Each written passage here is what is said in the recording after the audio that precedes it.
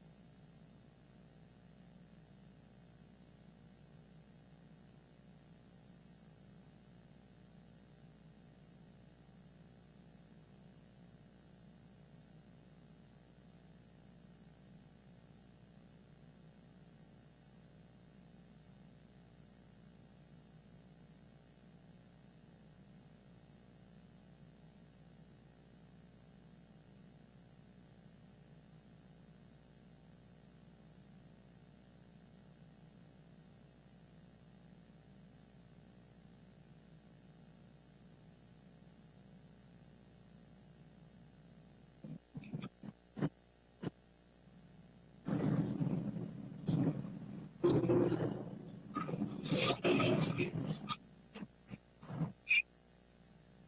how's everybody doing today?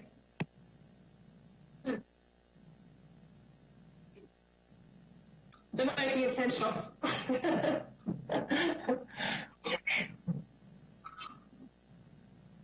You said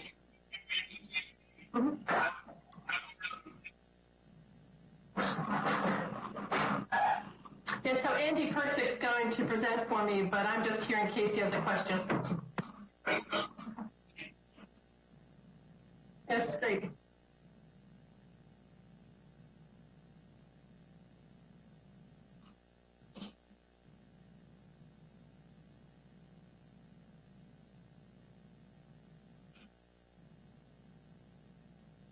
Okay, good, thank you. Okay, thanks, take care.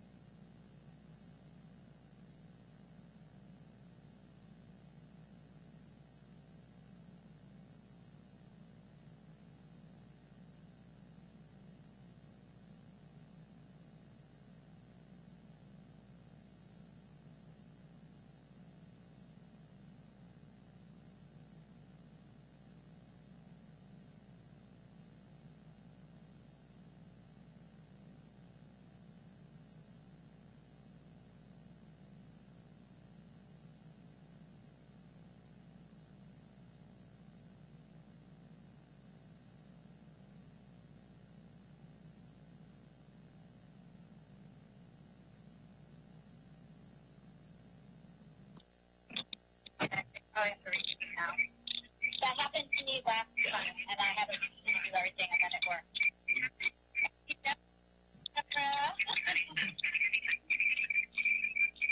I'm wearing my glasses today, Deborah.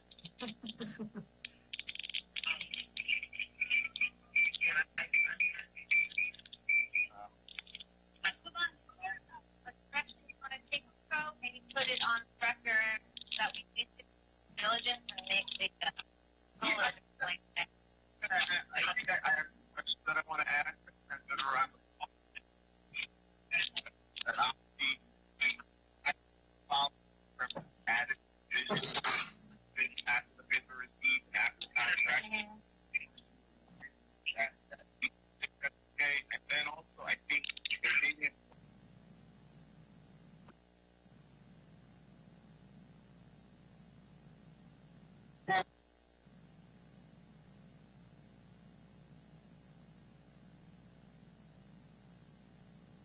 Yeah.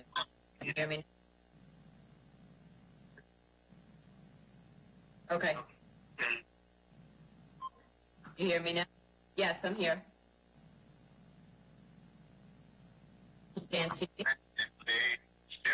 I mean, I see Deborah. Can you see us, Kevin? Maybe he doesn't care.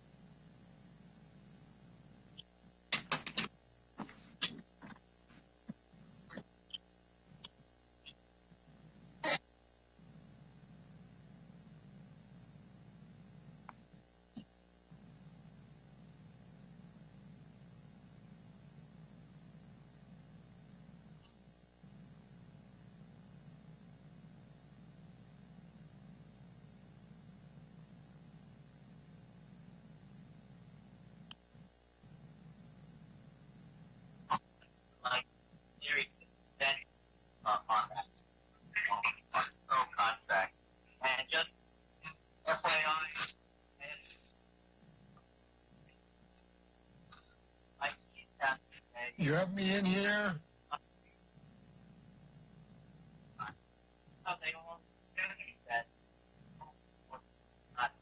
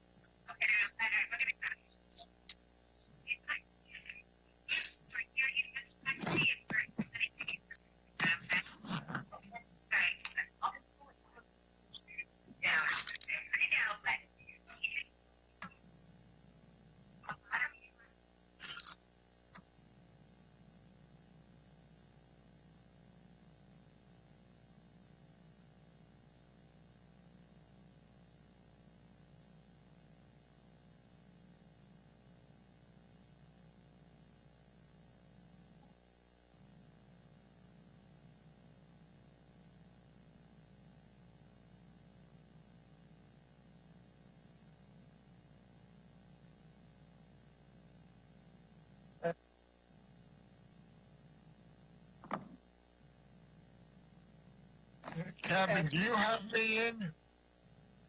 Vin Mascarella, do you have me on? I see you, Vinny. I see you. Okay.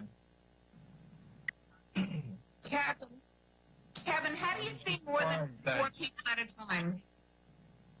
You can't. Okay, because in Zoom you could put everybody up. I don't know why in this can't. Okay, Nelson. Hi, Benny, I see you. I see you, Ellen. Okay, but we could only see 4 pictures, right? Yep. I see you guys, Ellen and Vinny. Why Yeah, is but it that I see you. only see Democrats? Oh, now I see you. Okay. I think it's the person who talks takes over the others, something like that. Okay. Oh, that's interesting. Okay. It is the last four talkers.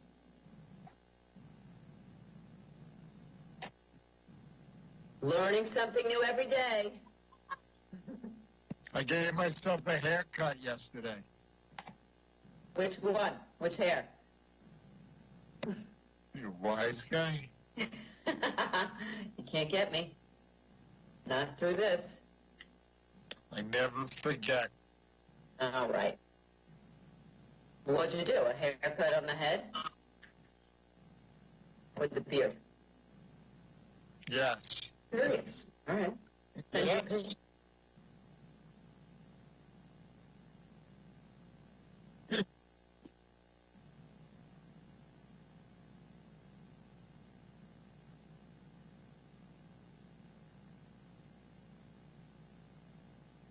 No.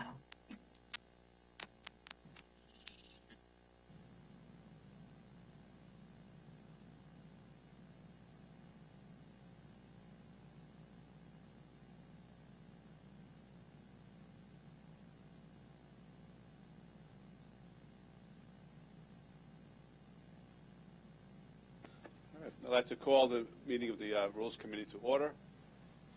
I'll ask Legislator Bino to lead us in the pledge, please.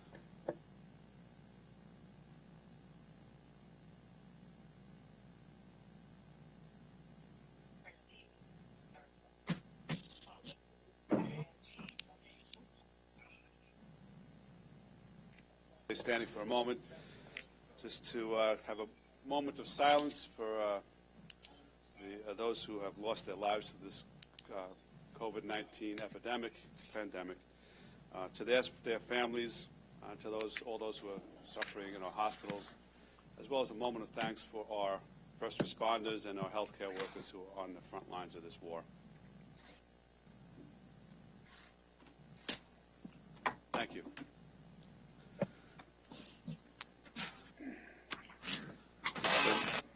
Note for the record that we have that this room has been cleaned thoroughly before we got here and misted, among other things. That each of the legislators who entered and the public who entered the room, actually the public's not here, but the individuals from the county who entered the room had their temperature checked. So we're taking every precaution. We have separated ourselves, obviously, and we have a number of legislators who will be participating remotely. If anyone is watching the stream of this and wants to submit comments, you may do so by emailing us to mpulitzer@nassaucountiny.gov. Those emails will be made part of the record. I will act as clerk and call the roll. Legislator Bino. Here. Legislator DeRiggi Whitten. Here. Ranking Member Kavan Abrahams. Here. Okay. Legislator Schaefer. Here. Legislator Rhodes. Legislator Coppell. And I am here. That's a quorum. We're going to do things a little bit differently today. We are obviously not having the rest of our committees meet, but we have invited all legislators to participate in this Rules Committee meeting.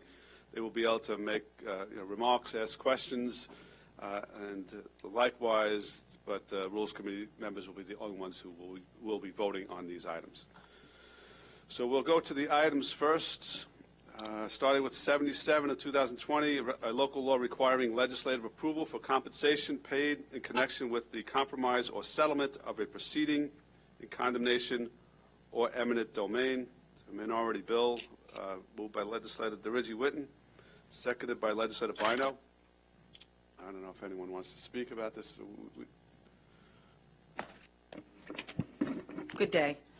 This bill is in response to a most recent item that had come to the floor where the legislative body had approved the administration at the time to engage in an effort to condemn a piece of property and take ownership through eminent domain.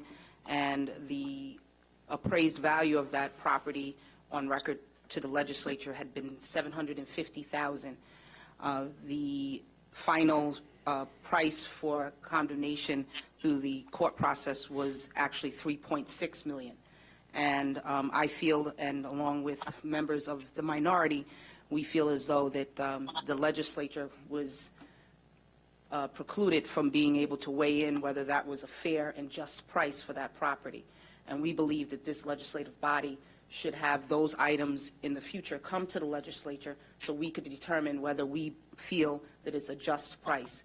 And so this item would require in the future that they go, if they receive our approval to enter into these type of negotiations, that they have to come back to us for the financial completion of the process. All right, I think, speaking for the majority, anything that provides more legislative input into the process and provides more transparency and additional checks and balances is something that we would be in favor of. We did have a question we want to make sure, and we have this question posed to the county attorney. We will look to get that question answered before the next meeting of the full legislature. But the question is whether this is something, that this role in the process of the eminent domain process is something that complies with state law. So to the extent this is what we're doing is in compliance with state law, again, from the majority, we certainly would want greater say for the legislature, greater role and transparency. Anyone want to add anything? Presiding officer, just for background, when legislator Kavan Abrahams and I began working on this, we requested the minority council to engage with the county attorney's office, and we had robust conversations, and we received confirmation that it was sound based on state law, but by all means, please interface and have confirmation of that. Okay, sure. I mean, if Thank you. it was something that they gave you in writing, we'd like to have a copy of I'm it. not sure that we do. If we do, we'll forward it to you, and if not, we'll request that they forward Send it something over. to you. Okay. Okay? Sounds good. Thank you very much. Sure. Anyone present or participating remotely? Hearing none, all in favor signify by saying aye. Aye. Those Aye. opposed, carries unanimously. 81 of 2020, a resolution authorizing the county executive to execute a grant agreement between the County of Nassau, acting on behalf of the Department of Parks, and the museums at Mitchell, doing business as the Cradle of Aviation. Moved by Deputy Presiding Officer Coppell, seconded by Legislator Reggie Whitten. Andy Percival, Office of Management and Budget. I'm speaking on behalf of the Parks Department. This is the annual renewal for the Cradle of Aviation. It's $600,000, and it's paid through hotel motel tax. All right, is there any questions? Are there any questions? All right, sounds good. Hearing no questions, all in favor signify by saying aye. Aye. Those opposed, carries unanimously. Thank you, Andy. 84 of 2020 is a resolution requesting the legislature of the state of New York to enact and the governor to approve an act to amend Chapter 269 of the laws of 1979 relating to and authorizing the county to lease certain lands acquired pursuant to the provisions of Article 15 of the Parks and Recreation Law in relation to extending such authorization to lease or permit certain premises. Moved by Legislator Rhodes, seconded by Legislator Schaefer. Any debate or discussion on this item? Committee members or anyone? All right, hearing nothing. All in favor signify by saying aye. Aye. Those opposed, carries unanimously. I'm going to call next number of items in a block. They are 86 of 2020, 87, 88, 89, 90, 91, 92, 93, 94, 95, 96, 97, 98, 99, and that is it. These are resolutions to authorize the transfer of appropriations heretofore made within the budget for the year 2020, as well as ordinances supplemental to the annual appropriation ordinance in connection with the Fire Department, the Police Department, Department of Health, Probation, Nassau County Crime Victims Assistance Program, and the Office of Management and Budget. These motion by Legislator Reggie Whitten, seconded by Minority Leader Abrahams. Any debate or discussion on these transfers and supplemental appropriations? Sure. Thank you. No, we're happy to support OMB in any way that we can. We just want to make clear that these are basically just transferring the funding that they are requesting, but we will be reviewing everything that that comes before us as far as contracts and everything else. So we are happy to support it, but we're also going to be doing our due diligence as we always do with this body. All right, thank you. Yeah, we agree with that, and to just know for the record, many of these supplemental appropriations are completely grant-funded items, so the money is coming from the state to pay for functions being performed by our county government. Is there, who'd you get the message from? All right, let me ask the people remotely, can you hear the feed? Yes. I can see Vinny. All right. Anyone, actually, I don't know, if you are not hearing the feed from the meeting, please text, if you're, I guess, in a minority, if you want to text either Delia or Sheila, or if you're in a majority, just text our counsel, Chris Estuni. So if they're having difficulties, we can have Kevin Long take a look at it. What?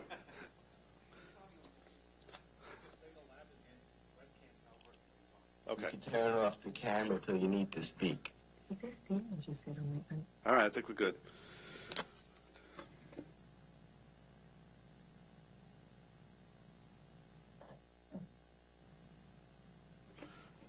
All in favor of those items signify by saying aye. Aye. Those opposed? Carries unanimously. Item 100 is an ordinance supplemental to the annual appropriation. It's an ordinance to implement the local government assistance program in Nassau County, moved by Legislator Schaefer, seconded by Legislator Bino. This is the sharing of revenues pursuant to state law with our towns, villages, and cities. Any debate or discussion? Hearing none. All in favor signify by saying aye. Aye. Those opposed? Carries unanimously.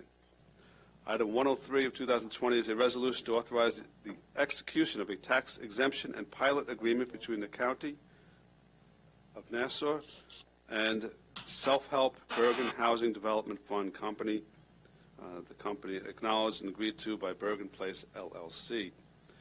Moved by Minority Leader Abrahams, seconded by Legislator Rhodes. Do we have...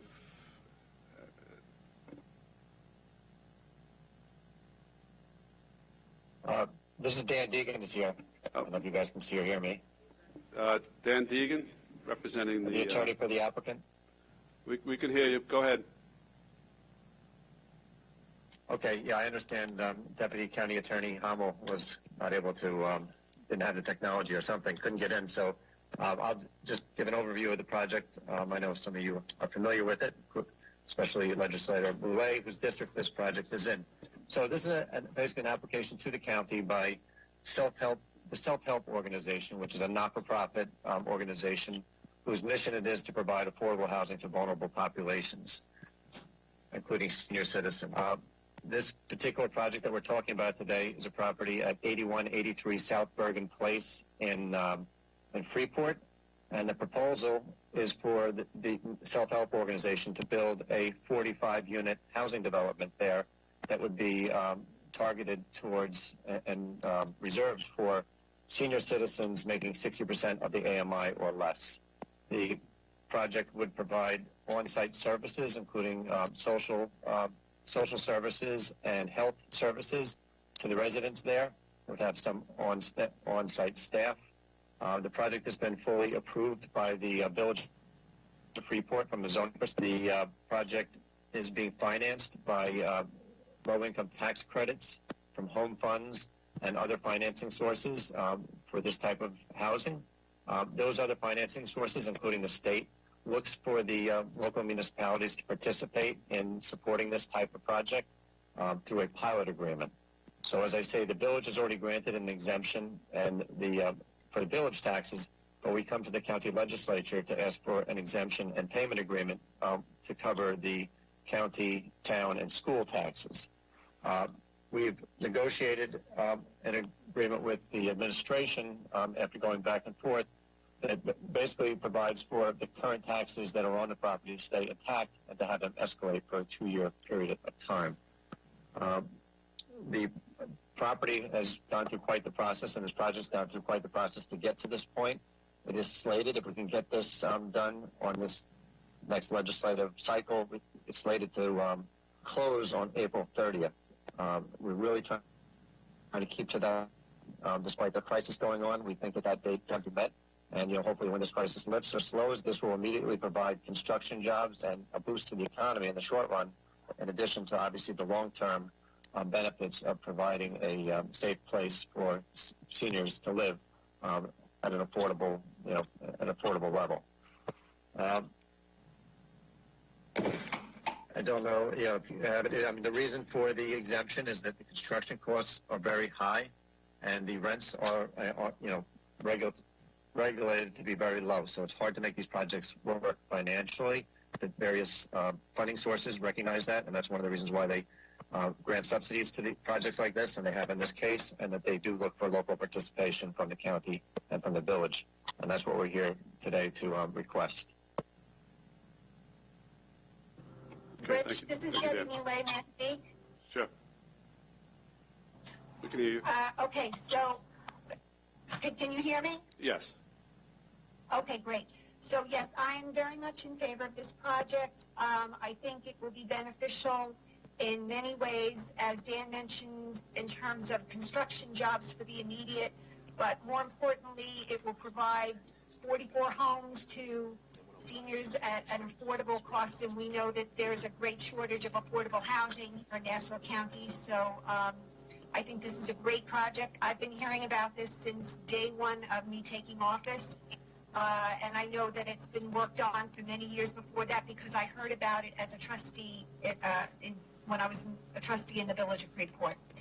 So I do support this project, and I hope that everyone else will. Thank you. Okay. Legislator Richard Whitten. Thank you. We've had a lot of questions regarding pilots in the past. I know I was very disappointed in the one that happened in Glen Cove.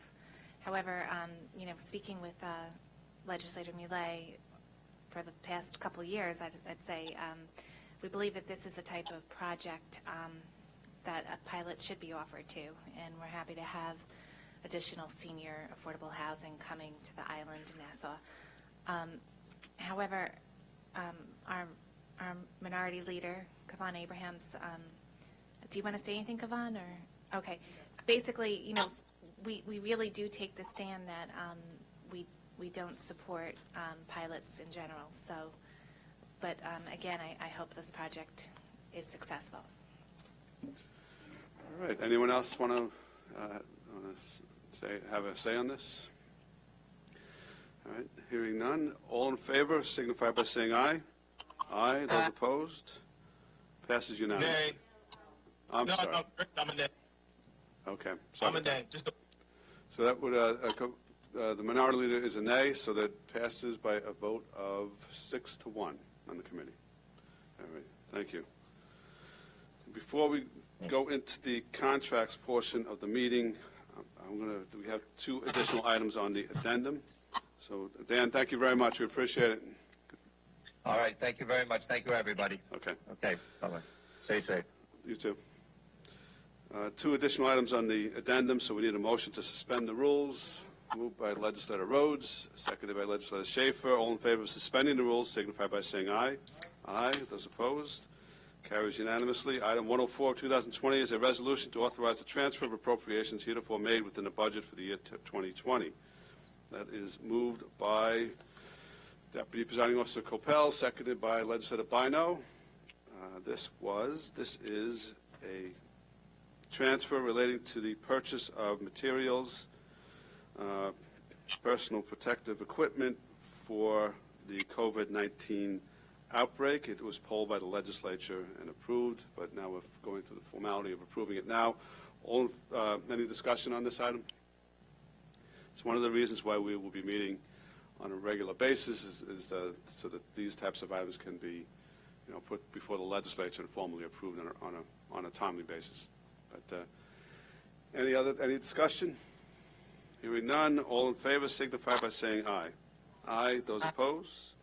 Carries unanimously. 105 of 2020 is an ordinance supplemental to the annual appropriation ordinance and to transfer appropriations heretofore made within that to reconcile the county's financial records for the budget year 2019.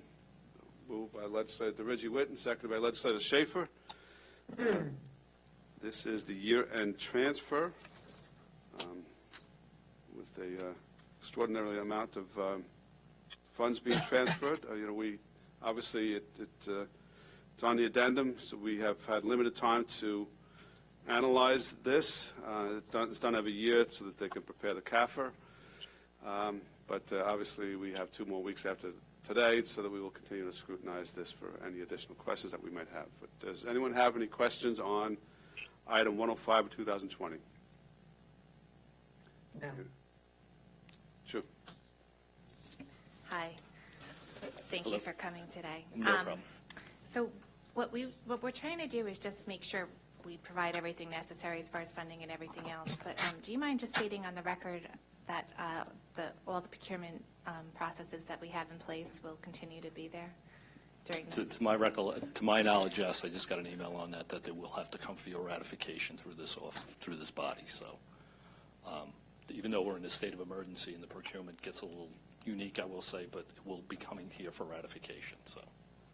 And as with regards to 105, which is the year-end one, I just want to put on the record, there may be a substitution because the Comptroller's Office worked feverishly to get this here on Friday, so there may be some small changes to this that I will be getting before the full legislature, and I'll be glad to answer any questions at that time regarding the rest of the balance of the transfer. So. Okay. Okay. Thank you. Anyone have any questions? All right. Thank you, Andy. Here, no further questions. All in favor signify by saying aye. Aye. Those opposed? All right, carries unanimously. Now, okay.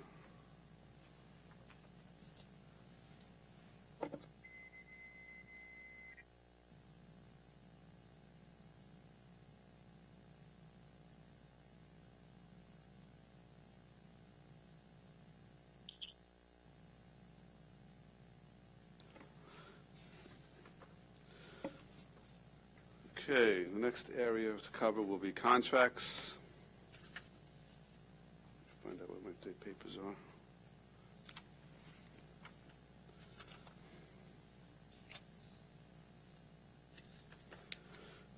on a second.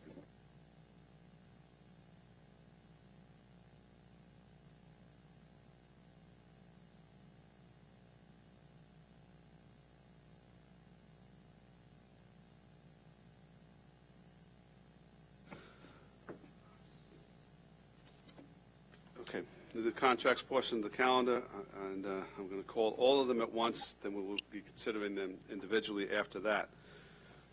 B4, B9, B12 2020 are resolutions authorizing the county executive to award and execute contracts between the County of Nassau and Basilico Civil, 192 Branch Interior Services, Inc., Pratt Brothers, Inc., E50, E51, E53, E54, E55, E57, E58, and E59 are resolutions authorizing the county executive to execute personal services agreements or amendments to personal services agreements between the county and PFM Financial Advisors, Crow, LLP, Triad Group, LLC, the Nassau County Bar Association, assigned counsel defender plan.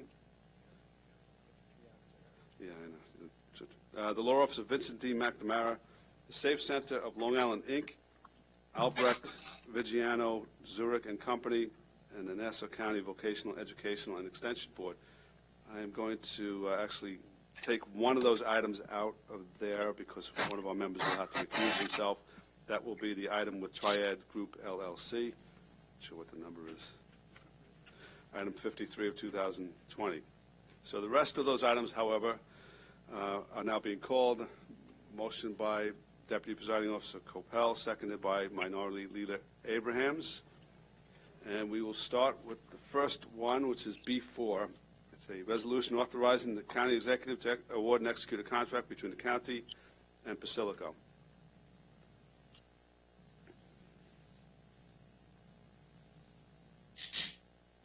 Ken Arnold, Public Works. B4 is a resurfacing contract called Priority Phase 3. There were 4 bidders. Basilico was the lowest responsible bidder, was below the engineer's estimate. Their MWB compliance is at 5%. Any questions from anyone? No. I guess we're good. Which other ones do you have? B9 and B12. Okay. All right, so we want to jump to B9? Okay, so B9 is a contract amendment for our asbestos removal contractor. The contract expired on 4/4 of this month. This is a 6-month extension while we put in place our new contract. It's also for additional $900,000 of capacity, of which $500,000 is going towards the rifle range and the remediation on the sand berm for lead removal. This contractor's in good standing with the department. We have reached out to the Department of Labor. As of March 5th, they had all their violations were satisfied, and we're good standing also with the Department of Labor. Okay. What other areas the county need of asbestos abatement? Right now, the only major project is the rifle range, which is a lead removal project, but we run across asbestos projects in our normal course of business, or whether our facilities guys are working or other contractors where we'll call this person in immediately to do the removal once we do the monitoring setup. All right. Any other questions? Sure. Deputy Presiding Officer Coppell. Thank you. Good afternoon, Ken. How are you?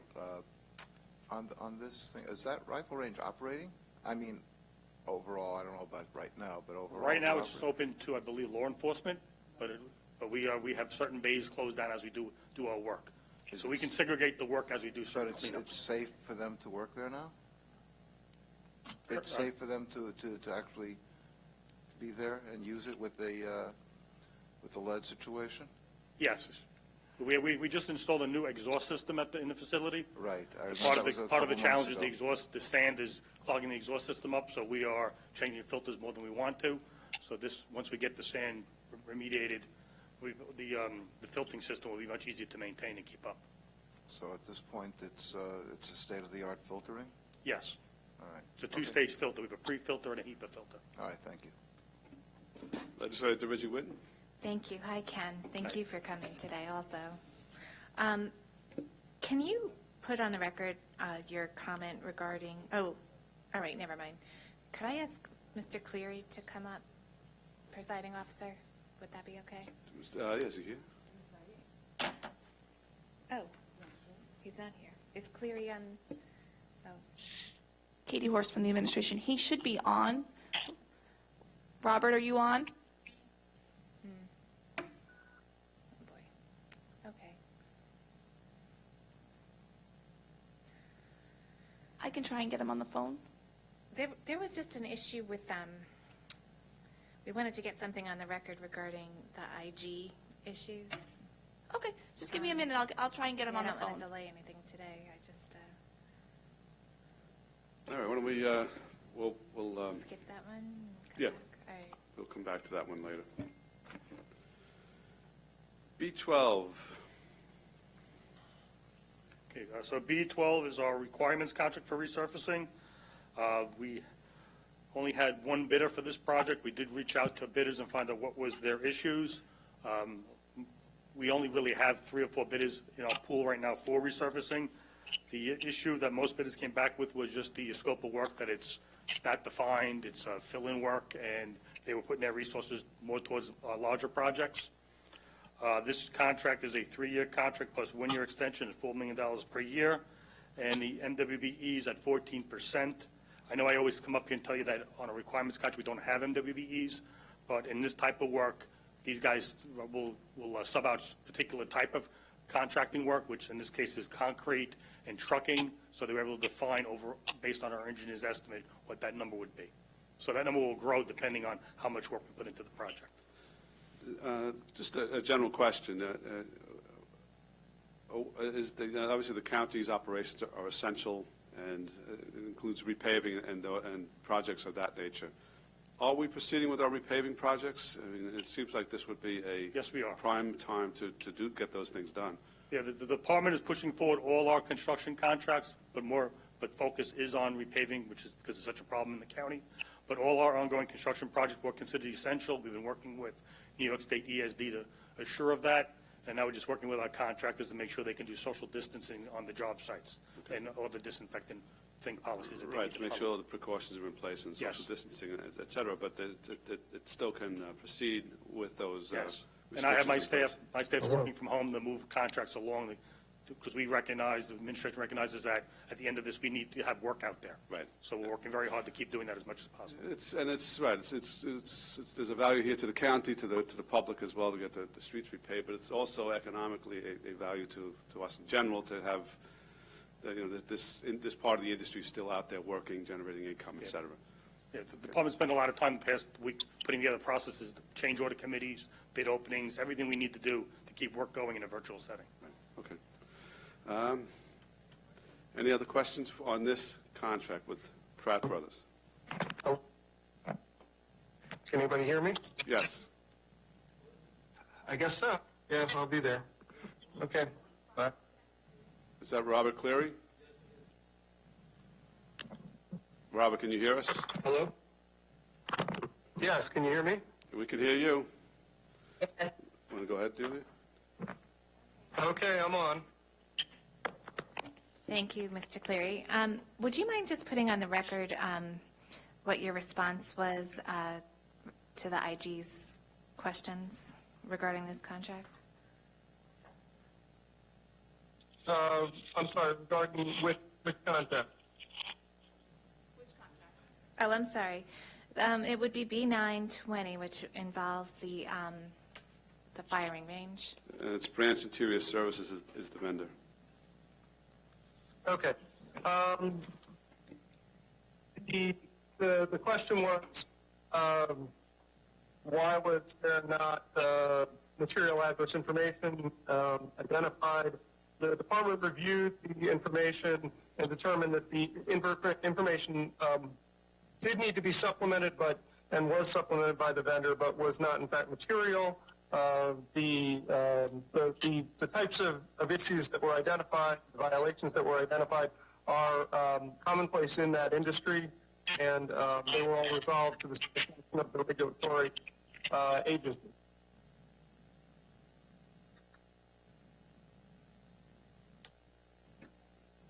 Can you specify the violations on the record for us? There's a list of them in the package. Hang on a sec.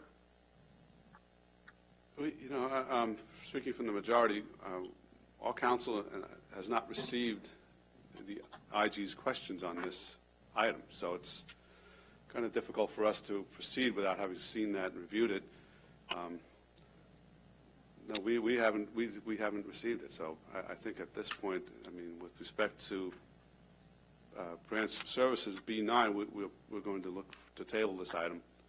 Again, we'll be back in 2 weeks for the full legislature if we can get the information from the IG at that point, and then we can also obviously continue with our conversation with Mr. Cleary. But at this point, we have a motion to table. Moved by Legislator Rhodes, seconded by Legislator Bino. All in favor of tabling, signify by saying aye. Aye. Those opposed? Majority Leader, if I'm reading this correctly, I believe that there was also an IG issue, let's say, with E54. I'm not sure if you were aware of that also.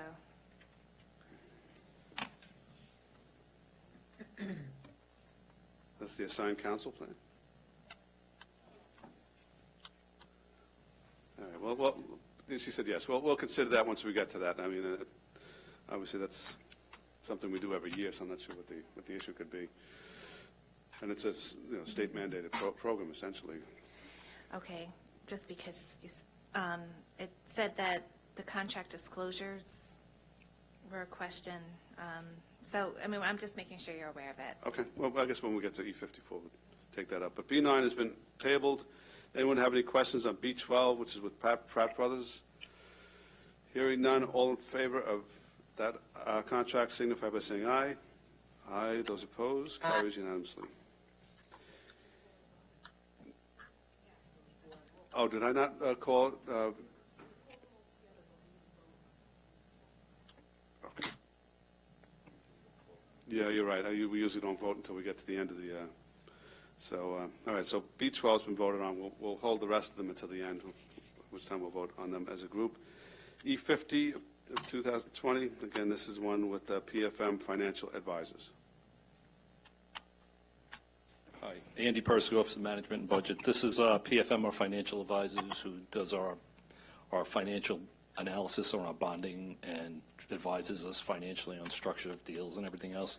It's a renewal of a one-year contract, and there's different hourly rates, but they've been with us for almost 20 years, I want to say, so or maybe even longer. So, actually, it's longer than that. It goes back to, well, at least the 90s. Yeah. Anyone have any questions? All right. Hearing none, we'll move on to the next one. 51, which is the contract with Crow LLP. That was with the Controller's Office. Hi, good afternoon, everyone. My name is Sergio Blanco. I'm here from the Controller's Office to discuss this item. First, I just want to make sure, I hope everyone is safe and sound. And everyone's family is okay during this crisis. And on a lighter note, I want to thank everyone for giving me the opportunity to finally shave and get dressed for the first time in weeks. So thank you all for that. And now if I could just tell you a little bit about this item. So this contract is with Crow LLP and for two services that we intend to use. The first is for GASB 87. We plan to have this firm assist us due to the significant number of leases at the county that meet the criteria under the new lease standard, as well as the decentralization of the county and the current lack of a technology solution. With the lack of resources and needed technology, the ability to accumulate of information and prepare the necessary calculations as are required by the Government Accounting Standards Board accurately and timely is impossible without this assistance, which is why we put forth this contract. In addition, we are going to use this vendor to provide a financial impact analysis as it relates to COVID-19. The analysis will provide a series of projections on critical revenues so that Nassau County can best prepare for recovery in a post-COVID-19 environment. Accordingly, we plan to partner with Crow LLP, a national top 10 accounting firm, which can provide external benchmarks and financial modeling, enabling the county to be better prepared for. Sergio, could you move closer to the computer, to the mic? It's a little bit garbled. Oh, absolutely. That's better. Sure. So again, we plan to do an analysis which will provide us critical projections on how COVID-19 will impact the county's revenue in particular. We are going to start with a sales tax analysis, get a modeling tool that then will be extended further out to the county's other largest financial revenue streams. And I'd be happy to answer any questions as well. Our Director of Accounting, Lisa Sikoris, is also on the call.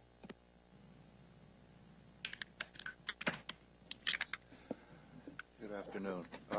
So it's a little bit hard to understand you, so I may be asking about something that you've covered, so bear with me. How is this different than the core function of the controller? In other words, it seems like a lot of the things that you're describing is things that you would ordinarily do directly with your core staff. Why is this different? Well, of course, COVID-19 is something that certainly none of us have ever experienced in our lives. No question about it, but in other words, is this item strictly related to that? No, it is not. It is not. We do intend to use them for So to the extent that it is not COVID-19, and obviously everyone understands that that is different, but beyond that, what is it that the core staff is not able to do, and why? Sure, and Lisa, if you can discuss the specifics with respect to accounting as to why we need them, in particular for the GASB 87 and financial impact analysis? Certainly. Good afternoon. This is Lisa Sikoris. I'm the County Director of Accounting.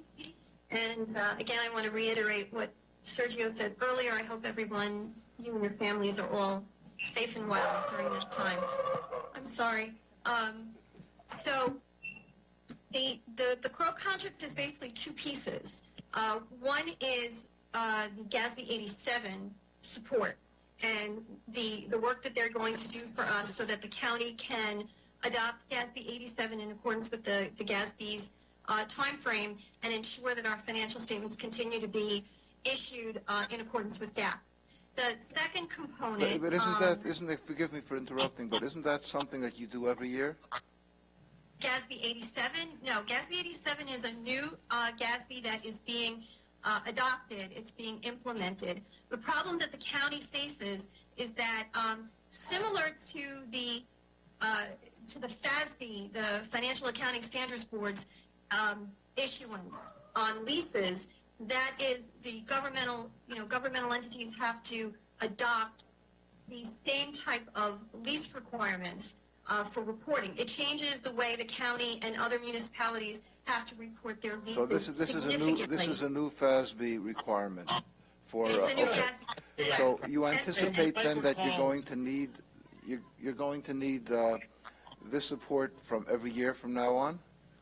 No, it's what's going to happen is because this particular GASB is extremely complex and time-consuming, and we do not have the technology in the county to manage this. As a matter of fact, all the experts are saying that if you have more than 50 leases, you cannot use Excel. And at this point, so many things under the new criteria will meet the requirement for reporting. Things like easements have to be reviewed. Things that may have been net leases have to be broken out into the lease component, like the lessee piece and the lessor piece. It's extremely, extremely time-consuming and so once again, we just don't have the technology. No, I understand. So once again, this is not a one-time. This is not a change just for now. It's a permanent change by FASB, right? Not exactly. So for the first 2 years, we're going to need this vendor to get us up and running. And if you look at the contract, the next 3 years are $0. The only expense we're going to have in years 3, 4, and 5, 4 and 5 being option years, is if we continue to use their technology solution, which is the Crow Lease Optimizer. And that, in of itself, we had a concern when we went out to market. We didn't want to be beholden to a proprietary technology solution. So it actually can pull the data out to Excel if we want and transfer it to either an internal software solution or a different third-party solution. So this is really, we need it for 2 years to get us up and running. And if you recall, this is such a big undertaking that the administration, in conjunction with our office, issued a directive a number of months back that we had to start getting ready for this, because that's how big and laborious this task really is. So we are talking about a very large project with, again, a cost for 2 years, after which we will transition off, and we will be able to do this ourselves. Okay, that answers that question. Thank you. Yes. Mm-hmm. Okay, do we have any other questions? Legislator Bino. Thank you, Presiding Officer. This question I would like to address to Mr. Cleary.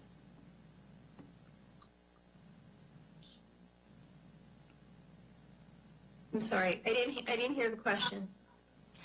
I'm sorry, I'm posing the question to Mr. Cleary. He might need your assistance at some point, but it's directed to Mr. Cleary. Mr. Cleary, this question is regarding the procurement process and whether we feel that, because I know initially the scope was just for the GASB 87. And if I can clarify that, I'm sorry to interrupt, Legislator. The initial scope was not just GASB 87. In fact, the title of the RFP itself included 2 scopes. It was 1, GASB 87, and 2, additional as-needed services. And the title we refer to it as other technical services. But the RFP did have 2 sections. Other services, 1 GASB, Thank you. Section 2. Thank you. So, but we know that COVID-19 could not have been on in their purview at that time. So given the fact that Sergio, please let me finish. I'm sorry, ma'am. Of course. Thank you. Given the fact that COVID-19 was not a part of the original scope, and this to me broadens the scope, I'd like to make sure that we are not in any way violating our policies as it relates to procurement. Okay, I did review the scope. The scope, although the majority of the scope was GASB 87, the scope itself in the RFP and also in the contract does include additional services. They're not defined as to specifically what those services are beyond public accounting services, including other GASB issues and other public accounting issues, which I think is sufficiently broad. I think that we would have a problem if this contract was not used for GASB 87. I think that it was, yes, the impetus for the original RFP was GASB 87, but I think from the outset it's clear that there was a recognition that there would be other additional services that may be required in other public accounting needs. It's true that COVID-19 was certainly not imagined at the time that this was solicited. I think that if this contract was used even predominantly for COVID-19, that could be problematic, because clearly that was not what the basis of the competition was focused on. On the other hand, the BAFO round included additional services. The contract itself includes additional services. The payment structure includes additional services. The scope itself did speak to non-GASB 87 services. Okay. And so I think that in this case, under these circumstances, this makes sense as a vehicle for this particular need, especially since we're already a couple months into the event, and soliciting, involving vendors in another solicitation, asking them to put together proposals, asking us to review them during this circumstance is probably a distraction from the real focus and possibly dangerous, frankly. Perfect. Thank you. Just wanted to put that on the record. Thank you. And Sergio, this question then would be for you. I'm sorry, ma'am? Now, this question is directed to you. Yes, ma'am. Okay, so it's expected that we'll be able to stay within the contracted amount of $510,000, coupling these two activities together? Absolutely. We expect all of the services to be within that maximum amount. Okay. We don't plan to come back to the legislature and ask for more money. Okay, thank you very much. And Presiding Officer, just for the record, I'd like to state, we know that we saw Ellen Birnbaum, and it was mentioned that Josh Lafazan is on the computer as well, but Carrie Asa Lodges and also Legislator Drucker are also on as well. They wanted that mentioned. I believe the minority leader has a question as well. Mr. Kavan? Yes. Is he still having problems with this audio feed?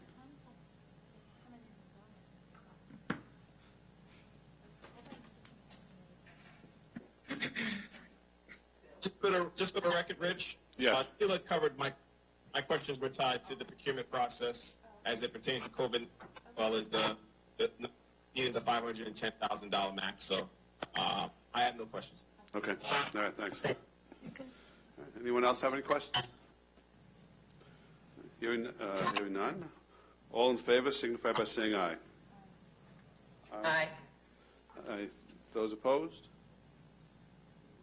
Oh, yeah, okay, I'm sorry. I'm reverting back to the way we used to handle things.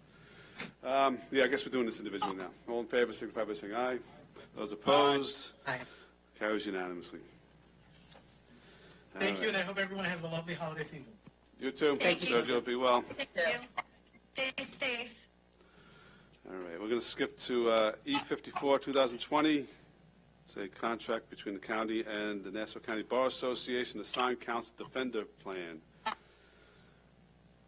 Andy? Oh, yeah. Andy Persick, Office of Management and Budget. This is the annual renewal for the Bar Association for 18B.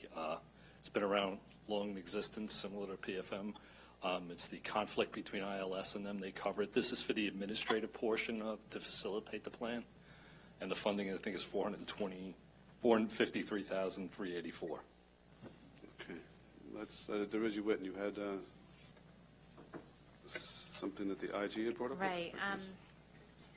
Thanks. So I understand that some questions were sent out, like regarding the IG earlier this morning. I think hopefully we all were aware of them, but do you mind just putting on record what you feel, if you're comfortable with this, even, or if you want to address each of her concerns, if you don't mind? I believe the questions, which I only received about an hour before the meeting, had to do with some of the disclosure statements, which I think we had a problem in 2018 with this, that there was some opinion by the county attorney's office that mitigated this requirement with them.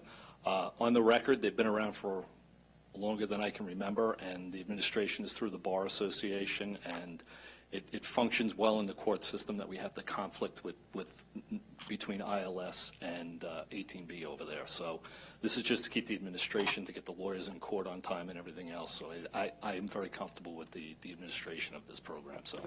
Okay, and I know Rich said it was from the 90s, which we have to take his word on. But so. That was PFM. So anyway, is there anything, I know that she specifically was concerned with something regarding the plan, the council plan, contract disclosure. The council plan, is that something you're also, has been around for a while, or? This part of the contract is for the administrative piece of this, which is for that, but they also administer who gets assigned to the individual branches of the court system. That's done through them. Okay, so she had an issue with the assigned council plan contract disclosure. So it was only, do you know what exactly the problem was? I don't know specifically, legislator. I'm being honest with you. So I can't even see anymore. Okay. No, look, I mean, we didn't have a chance to review this either. So there's no way that we can proceed with this unless we take a look at the Inspector General's questions and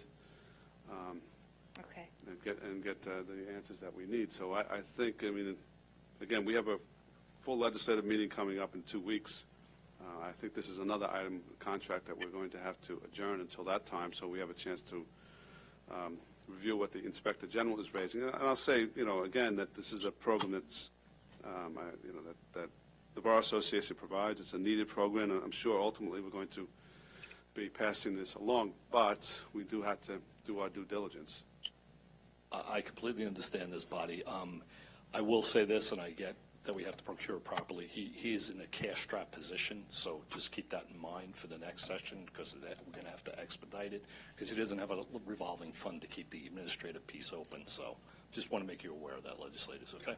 You said he is in a cash. I mean, I'm talking about the administrator of the program over there, Bob Nigro. So yes. the body in itself this is to fund the office salaries and everything else. So just keep that in the back of your mind. It's been a long and it's late, and I understand that, but you know, it will be, when we get to the next session, I will work with you to get this thing expedited through, All right. okay?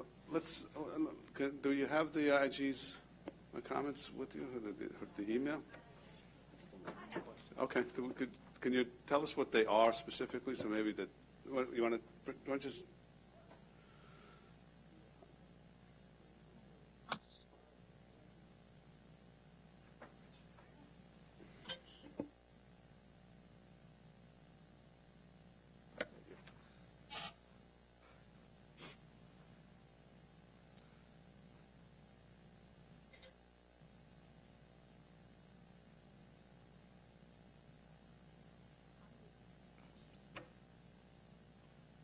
So, do you have something to add, Mr. Cleary?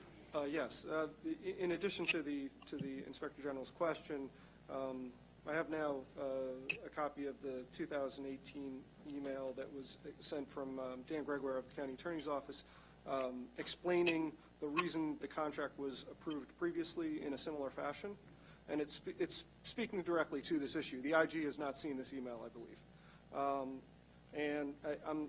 It's a long email, but basically, you know, if I may read a little bit, this is from Dan Gregoire, and I can share this with everyone. It is my opinion that a principal questionnaire form for the 18B Nassau County Bar Association Assigned Counsel Defender Plan administrator substantially complies with the county's requirements with respect to the individuals that need to complete the principal questionnaire form for the below referenced contract. Historically, the administrator is the individual that has completed this form on behalf of ACDP, and this has been sufficient. The administrator is the day-to-day manager and exercises substantial control over ACDP and would therefore be the appropriate individual that should complete the form. It should also be noted ACDP is not a traditional county vendor for the following reasons. One, the amounts provided to ACDP under the pending agreement are 100% reimbursable under state grant. Two, ACDP is specifically referenced in the grant agreement as the ultimate recipient of the grant funds, which is attached to the pending contract. Three, the purpose of the agreement is to improve the mandated services in accordance with the grant. 4, the county is essentially acting as a pass-through of these grant funds from the state to ACDP. And 5, ACDP's sole function is to administer the county's mandated 18B indigent defense services. So basically, it's a mandated contract with a mandated vendor, and this is the appropriate individual running the program. And that is why the county attorney's office previously, and again, as reaffirmed, believes that this is the appropriate filing process. I think the IG raised the second question, however. So that does not address the second issue. The second question regards the political campaign contributions. Yes. Well, as of today, we checked the system this morning, and there are no reportable contributions from the individuals that would have to be named in that form. And is that the individuals that have to be named in that form? Who is that? Is it the administrator and?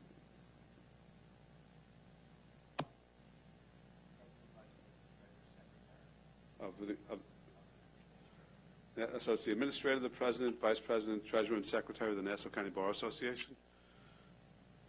Those are the individuals that have to be identified? That's my understanding, but I would have to confirm it, to be honest. And the representation is that there were no political contributions by any of those 5 individuals?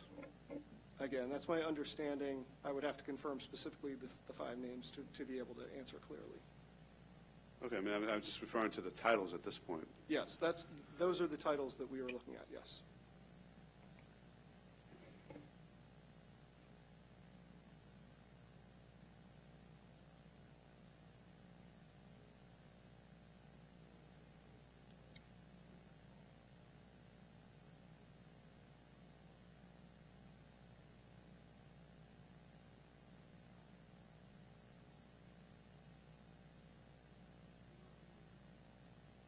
Legislator Rhodes, you could chime in too. Just in listening to the debate, in light of the fact that obviously there is funding issues with the program itself based on the timeliness of the contract.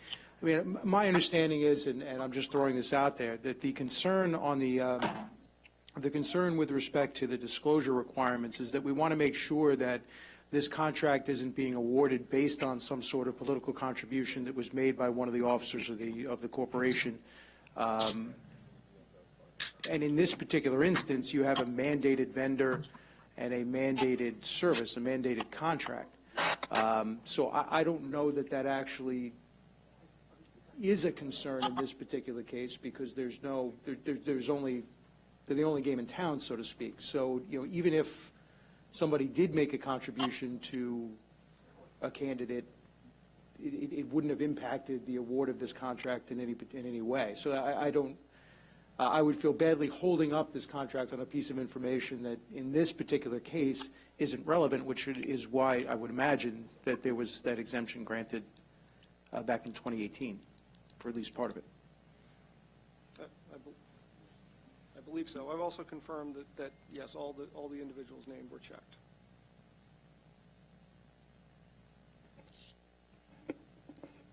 All right, does anyone else have any other comments to make?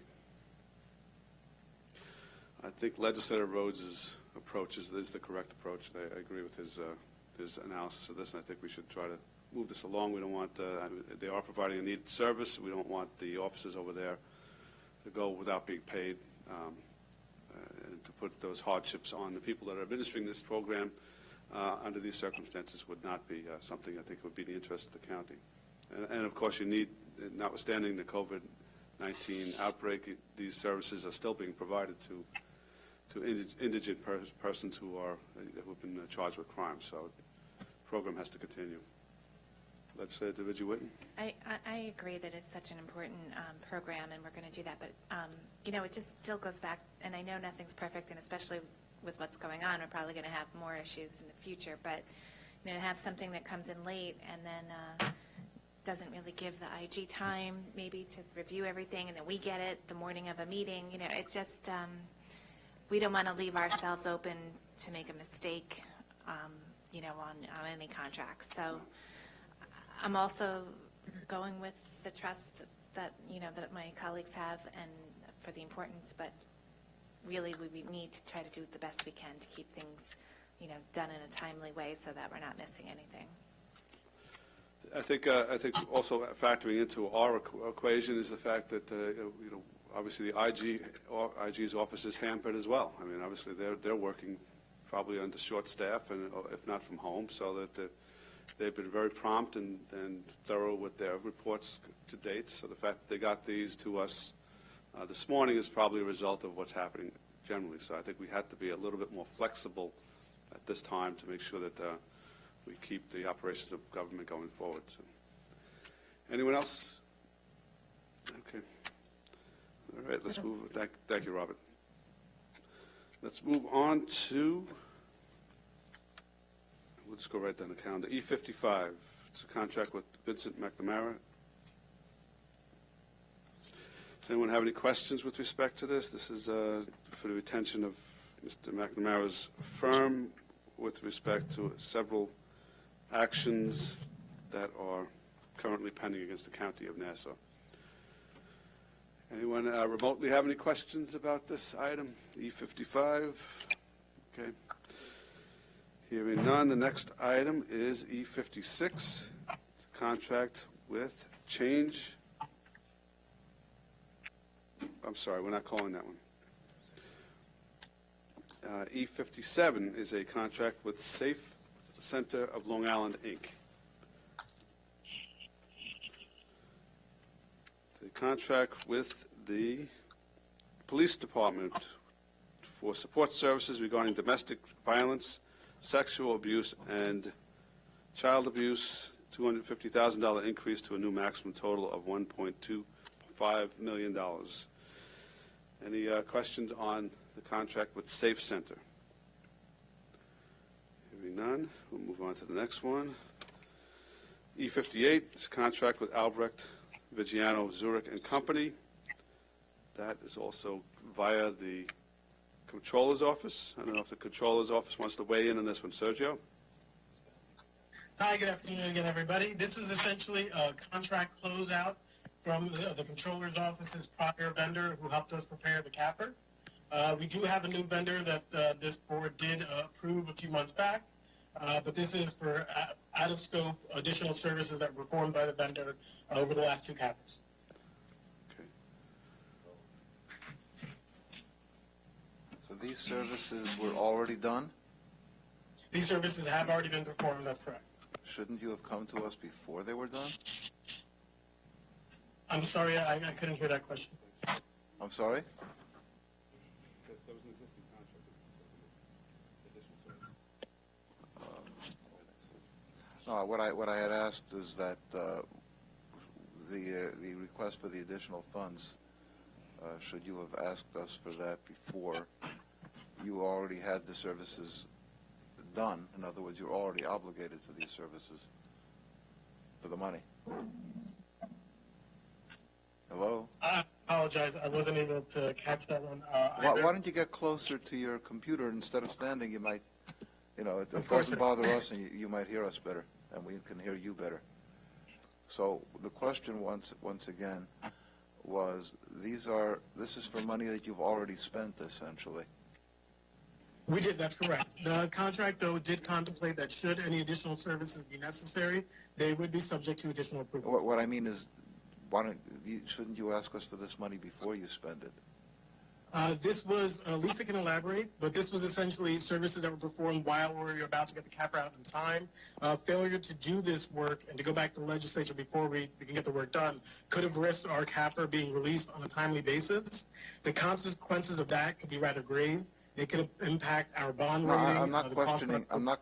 I wasn't questioning whether or not you should have used these people or extended it. The question was, oughtn't you to come to us before you go ahead and spend the money?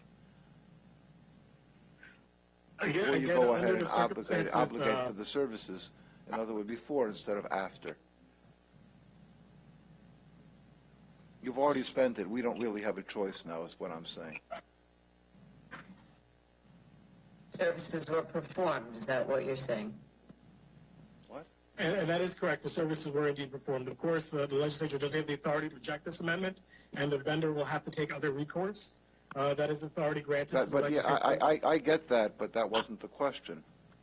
The question was, ought you not to come to us before we're in that kind of situation? In other words, before you go ahead and have the services, authorized services, the point of this whole exercise by the legislature is to decide whether or not something ought to be done. This was You're already absolutely done. correct. This was already done, essentially giving us no choice, and that's not the way this is supposed to work. You should come to us before you go ahead and contract for the services. And we agree with you. And for what it's worth, sir, in the contract with the new vendor, we've specifically written in there that we're going to require written approval before we authorize any out-of-scope work, because we got learned from this experience, and we wanted to address that in the subsequent procurement, which we did indeed do. Because we agree with you, sir, that to the best of our ability, unless obviously exigent circumstances indicate, which we do not expect, we will not do that again, and we will seek approval from this body for any additional out-of-scope work for services in the future. And again, we did contemplate that in the new contract. For any services, for any vendor. Any services, correct. Okay. Absolutely.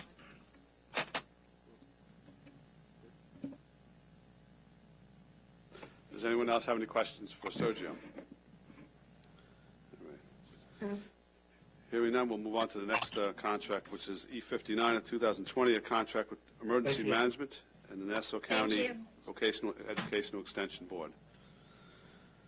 This is a contract that provides services to our Nassau County 71 volunteer fire departments, as well as EMS. They've been providing these services for many, many years.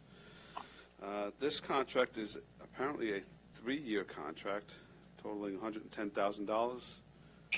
The only question I have, Katie, is... It's a total amount of $1.1 million. $1.1 million, right. $300,000 per year, or yes, somewhat in excess of that. I thought last year we passed a contract with VEEB for 2 years, and NIFA rejected it. So is there any concern that NIFA may not accept this 3-year contract with VEEB? I don't have an answer for you. Okay. Well, I think we'll do it anyway because I think it's a good idea. They have a long-standing issue with trying to making sure that their operations continue, and each year when they have to come back to us, it's sometimes delayed, and then again they have the same issue in terms of paying their employees and things. So I think it's a good idea for stability, and it's a good idea to make sure that they get paid for the services that they're providing to the county, which are essential. Absolutely. Anyone else have any questions or comments? Legislator Rhodes? Yeah, it's not directed to you, Katie. This is more for the benefit of NIFA, just so that they understand the services that are provided by VEEB. All of the training for every volunteer fire department that takes place through VEEB at the Nassau County Fire Service Academy. The training for EMS personnel, volunteer EMS personnel, takes place through the Nassau County Fire Service Academy and through VEEB. When we're talking about providing a critical service, especially in light, as you can see, of the reliance that we have on our volunteer ambulance and fire services in the context of the COVID-19 pandemic and just general services provided to the county, those services are absolutely essential, and continuity of operations without having to worry about budgetary considerations, which this 3-year contract provides, is absolutely vital to that program being able to continue to function. In the past, when it was simply 1-year contracts, at the beginning of the year, there was always a question as to whether VEEB was going to have to shut down because the approvals couldn't take place fast enough for them to be able to continue to pay salaries and continue to run their operation. This solves that problem. So if anyone from NIFA at any point in time actually looks back to the minutes of the legislature, because why would they consider what we have to think, know that the reason that this is being passed as a 3-year contract is because it's vitally important to their continuity of operation, and the service that they provide is vital to the residents in Nassau County. That's why it's being done.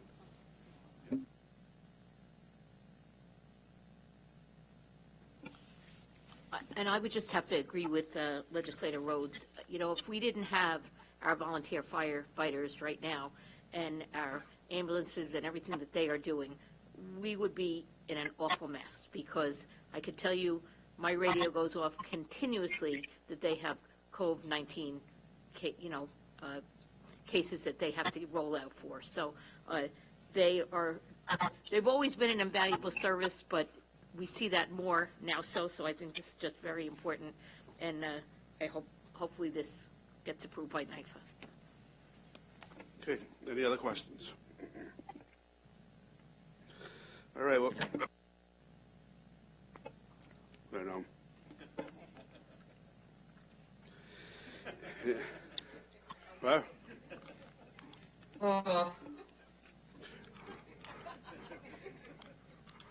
very funny. All right, E49 of 2020. We're going to have to untable that. Get a motion to untable by Legislator Rhodes, seconded by Legislator DeRiggi Whitten. This is a contract with the county attorney and Sokolov Stern. Katie, you want to speak on this?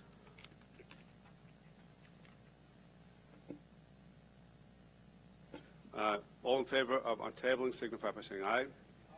Aye. Those opposed? Carries unanimously.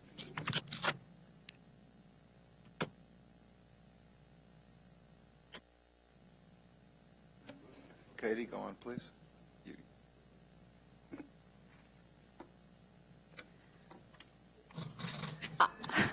I will tell you, I am not prepared for this one. I did not know that this one was going to be untabled today. I'm going to ask if anyone from the county attorney's office is on the line. That Here, yes, I'm here. I'm here. Brian Libbert? I'm here. Okay. Well, go for it. Go for it. If you just give me a moment to review my notes, because similar to you, I was not aware this was being untabled. If you could just give me a moment. Well, we can untable it if you want. Okay.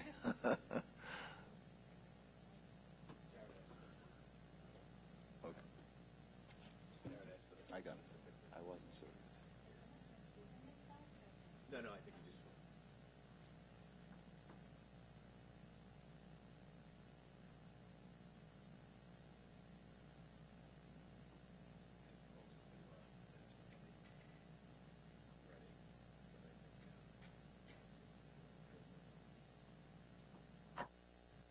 Do we know what?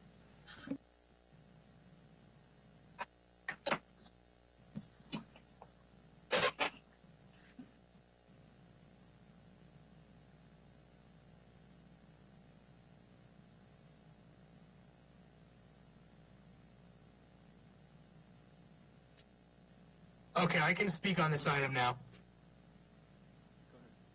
Yes, please.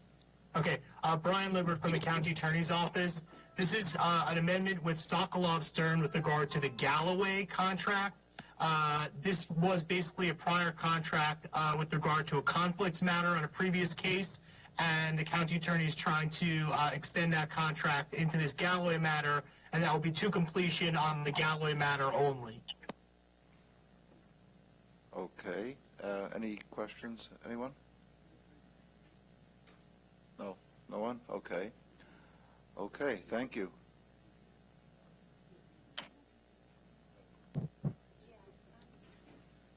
We're done on the... We're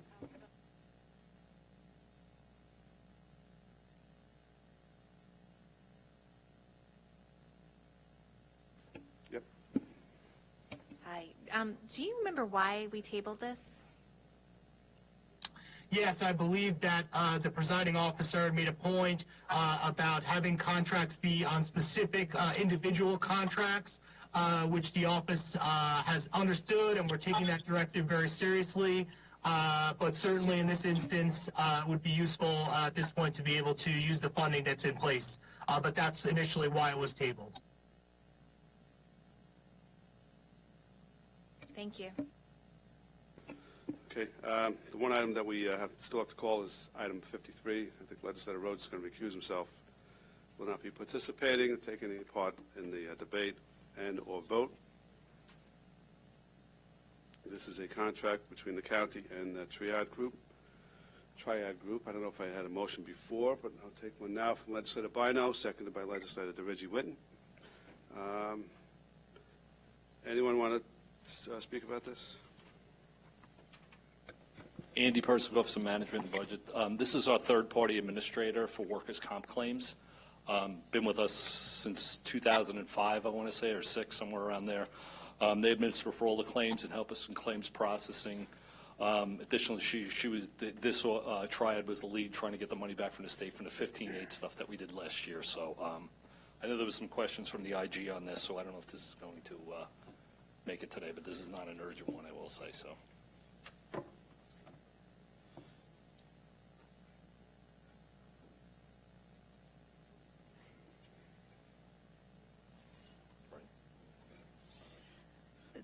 The IG, Katie Horst from the administration, the IG just checked the boxes, currently reviewing or investigating, and with results of review, investigating pending. So we don't know her exact questions at the moment. Okay, so then we can't proceed with this one.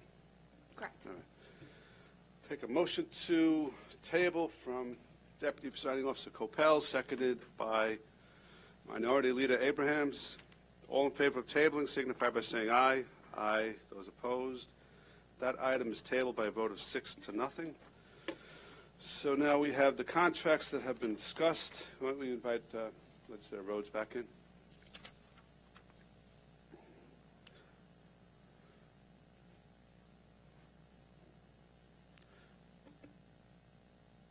For the clerk's office, we voted on 2 of them already, right?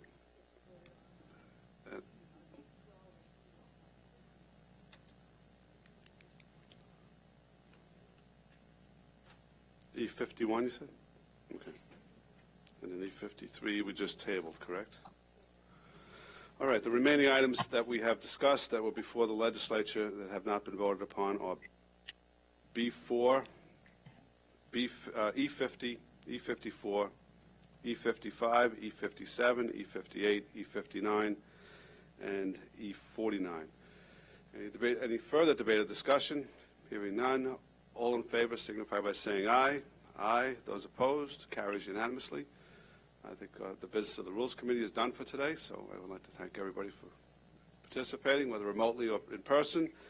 And the next meeting of the legislature will be in 2 weeks. A motion to adjourn, moved by Legislator Rhodes, seconded by Legislator DeRidge-Whitten. All in favor of adjourning signify by saying aye. Aye. Those opposed? Carries unanimously. Stay safe, everyone.